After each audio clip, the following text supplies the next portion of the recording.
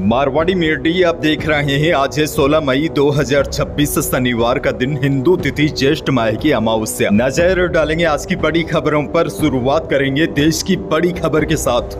बहुत बड़ी खबर, पश्चिमी एशिया संकट के बीच जिसका डर था वही हो गया। महंगाई डाइन ने अपना रंग दिखाना शुरू कर दिया है। आम आदमी पर दूध के बाद अब सीएनजी और पेट्रोल डीजल वाली महंगाई की बड़ी मार पड़ी है। ईंधन संकट की आहट के बीच पेट्रोल डीजल और सीएनजी की कीमतों में बड़ा इजाफा हो गया है। जिस बात को लेकर आशंका जताई जा रही थी वह शुक्रवार को सच हो गया। पेट्रोल डीजल के दामों में करीब 3 रुपए से अधिक की बढ़ोतरी हुई है। उधर सीएनजी के दाम भी बढ़ गए हैं। महंगाई से जूझ रहे आम आदमी को पिछले 48 घंटों में एक के बाद एक 3 बड़े झटके लगे हैं।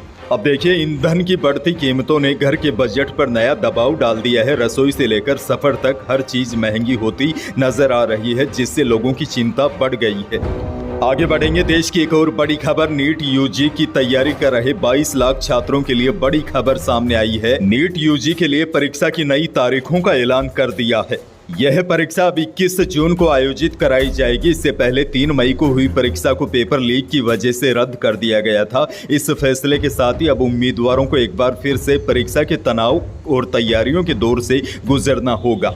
बहरहाल आगे बढ़ जाते हैं। राजस्थान से बड़ी खबर, पेट्रोलियम कंपनियों ने पेट्रोल डीजल की रेट में बढ़ोतरी कर दी है। शुक्रवार से ही नई रेट लागू हो गई है। रेट बढ़ने के बाद राजधानी जयपुर में पेट्रोल अब 107.97 रुपए प्रति लीटर हो गया है। वहीं श्री गंगानगर में पेट्रोल की नई कीमतें 109.46 रुपए प्रति लीटर तक पहुंच गई है। संभवतः यह राजस्थान में सबसे ज्यादा है। और यहाँ यानी कि श्री गंगानगर जिले में डीजल भी अब 94.74 रुपए लीटर हो गया है। विशेषज्ञों की माने तो अगर मध्य पूर्व में तनाव लंबे समय तक जारी रहता है तो आने वाले दिनों में भी पेट्रोल और डीजल की कीमतें और बढ़ सकती है।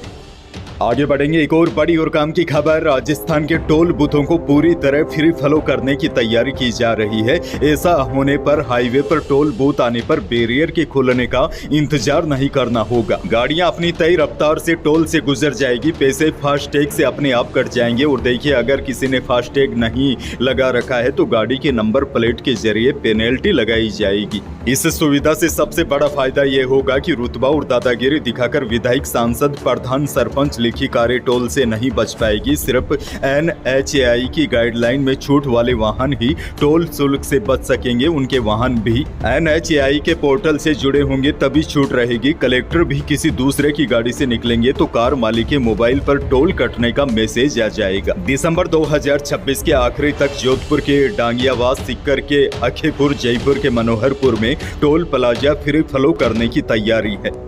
अगली बड़ी खबर की ओर बढ़ जाते हैं। प्रदेश में सोलर की फ्री बिजली से रोशन होने वाले परिवारों की संख्या लगातार बढ़ती जा रही है। पीएम सूर्य घर मुफ्त बिजली योजना में राजस्थान ने एक महत्वपूर्ण पड़ाव हासिल करते हुए 2 लाख उपभोक्ताओं की फ्री बिजली की राह साफ की है। करीब 26 महीने पहले शुरू हुई इस योजना के तहत राज्य में 2 लाख से अधिक रूफटॉप सौर ऊर्जा संयंत्र इंस्टॉल किए जा चुके हैं, जिसके चलते राजस्थान देश भर में टॉप पायदान पर पहुंच गया है। पीएम मोदी की सूर्य घर मुफ्त बिजली योजना देशवासियों को न केवल प्रदूषण रहित सौर ऊर्जा से जोड़ रही है बल्कि उन्हें ऊर्जा सुरक्षा भी प्रदान कर रही है। केंद्र सरकार की तरफ से योजना में अधिकतम 78,000 रुपए की सब्सिडी दी जा रही है।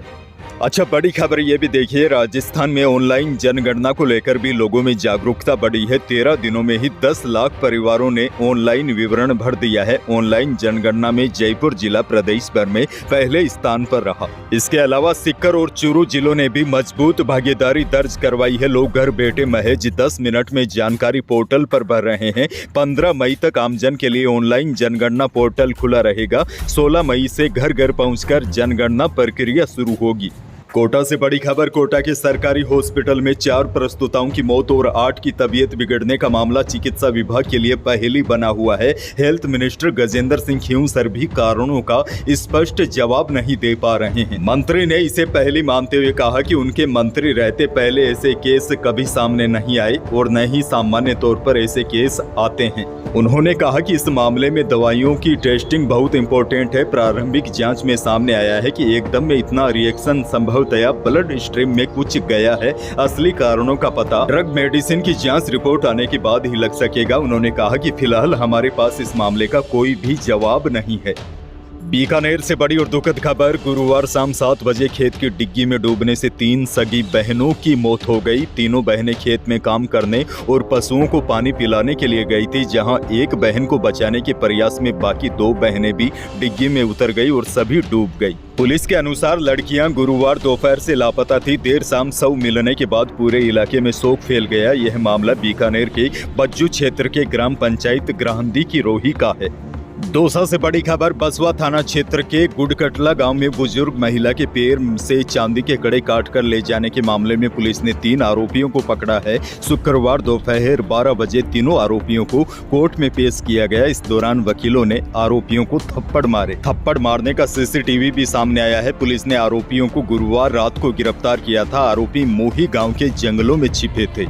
आगे बढ़ जाते हैं। किसानों के लिए बड़ी खुशखबरी। राज्य सरकार ने किसानों के हित में अवधि पार ब्याज राहत एक मुफ्त समझौता योजना की अंतिम तिथि बढ़ाकर 30 जून 2026 कर दी है। यह जानकारी भूमि विकास बैंक के सचिव उप रजिस्ट्रार सुधीर भट्ट ने दी। उन्होंने बताया कि यह योजना प्राथमिक सहकारी भूमि विकास बैंकों के पात्र ऋणियों के लिए 100% ब्याज राहत प्राप्त करने का सुनहरा मौका है। भट्ट ने बताया 3 मार्च 2026 तक इस योजना के तहत 376 किसानों को 78.87 लाख रुपए की ब्याज राहत प्रदान की जा चुकी है।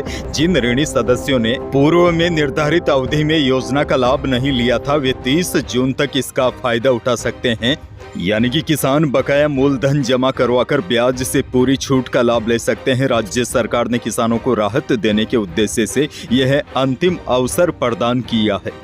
एक और बड़ी खबर। अंतर्राष्ट्रीय बाजार में कमजोरी और चीन अमेरिका के बीच व्यापारिक वार्ता आगे बढ़ने के संकेतों के चलते जयपुर सराफा बाजार में शुक्रवार को सोने और चांदी के भाव में भारी गिरावट दर्ज की गई। चांदी के दामों में सबसे बड़ी गिरावट देखने को मिली। चांदी 19,500 रुपए प्रति किलो टूटकर 2,75,500 रुपए प्रति किलो पर आ गई। वहीं शुद्ध सोना भी 2,900 रुपए की गिरावट के साथ 1,62,400 रुपए प्रति 10 ग्राम रहा। जेवराती सोना भी 2,700 रुपए फिसल कर 1,51,900 रुपए प्रति 10 ग्राम पहुंच गया।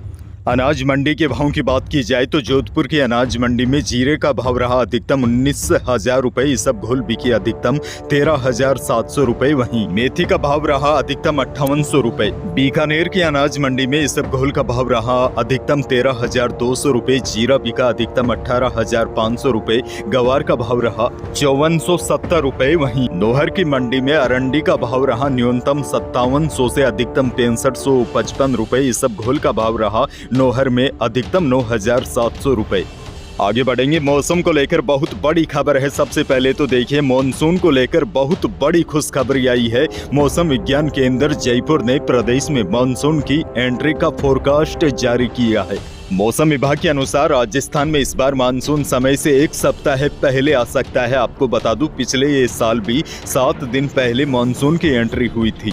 अब देखिए, प्रदेश में मानसून की सामान्यतः तारीख 25 जून मानी जाती है। विशेषज्ञों का मानना है इस बार मानसून 20 जून तक राजस्थान में प्रवेश कर सकता है। अब देखिए, ये तो मानसून पर चर्चा हो गई। मौसम को लेकर बड़ी जानकारी यह है, प्रदेश में शुक्रवार को हीटवेव और तेज गर्मी का दौर जारी रहा और मौसम विभाग के अनुसार 16 मई के बाद से अगले 1 सप्ताह लगातार तेज गर्मी हीटवेव का दौर जारी रहने की संभावना है। हालांकि दोपहर के बाद लोकल वेदर सिस्टम से कई इलाकों में आंधी बारिश की गतिविधियां भी देखने को मिल सकती है।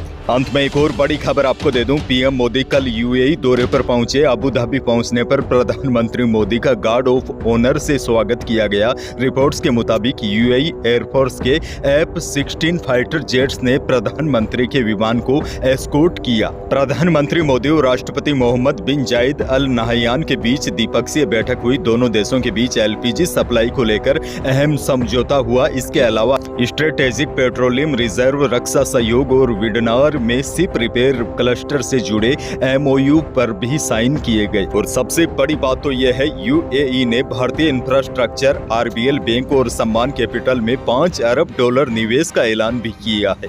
पश्चिमी एशिया में बढ़ते तनाव के बीच पीएम मोदी ने कहा कि भारत और UAE के रिश्ते बेहद मजबूत हैं। उन्होंने UAE को अपना दूसरा घर बताते हुए गर्मजोशी से स्वागत के लिए धन्यवाद किया।